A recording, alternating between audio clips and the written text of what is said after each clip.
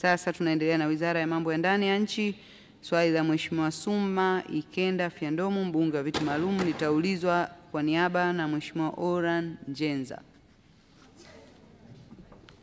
Nashukuru sana Mheshimiwa Mwenyekiti. Sasa naomba swali namba 540 lipate kwa niaba ya Mheshimiwa Suma Fyandomu lipate majibu ya serikali. Majibu ya swali hilo Mheshimiwa Waziri.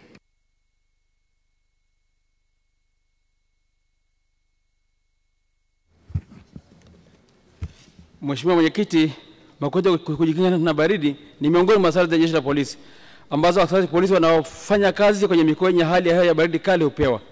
Mkoa wa Mbeya ni miongoni mwa mikoa ambayo askari polisi wanapewa makoti ya kujikinga na baridi kali wakiwa kazini kama sare ya Jeshi la Polisi. Mikoa mingine inayopewa makoti ya kujikinga na baridi ni Iringa, Njombe, Songwe, Rukwa, Arusha, Manyara, Kilimanjaro na wilaya Lushoto katika mkoa wa Tanga. Asante Mheshimiwa Mwenyekiti. Mheshimiwa Oran Njenza. Nashukuru sana Mwenyekiti.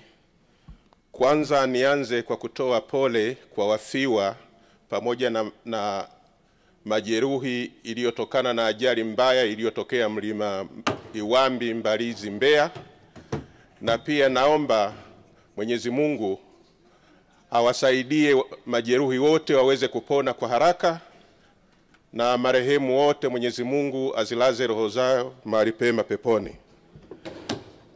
Mheshimiwa Mwenyekiti, kwa sababu askari hawa mara nyingi wapo kwenye doria na wengine wako kwenye sehemu za ukaguzi wa magari, je, ni lini serikali itajenga vibanda vya ukaguzi katika maeneo hayo ya ukaguzi?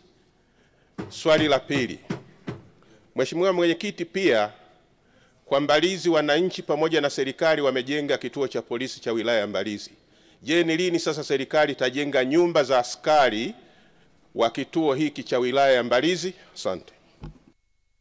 Majibu ya swali hilo Mheshimiwa Waziri.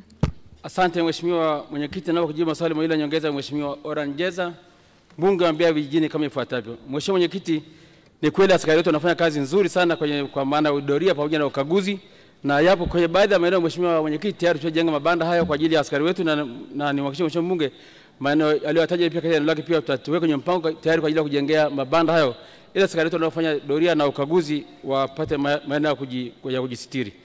Kujibu swali la pili Mheshimiwa Mwenyekiti, kwanza nipongeze Mheshimiwa mbunge pamoja na wananchi wa Mbalizi kwa kazi kubwa waliyofanya ya ujenzi wa kituo cha polisi, na nakumbuka Mheshimiwa Mwenyekiti pia serikali iliunga mkono juhudi za wananchi hao kwa kutoa shilingi milioni 100 ambayo tayari ishafika kwenye kituo cha polisi. Na nimhakikishie Mheshimiwa mbunge kwamba serikali itapanga kwenye mpango sasa kwa ajili ya ujenzi wa nyumba za askari wetu kwenye eneo la Mbalizi ambao wanafanya kazi nzuri. Asante Mheshimiwa Mwenyekiti.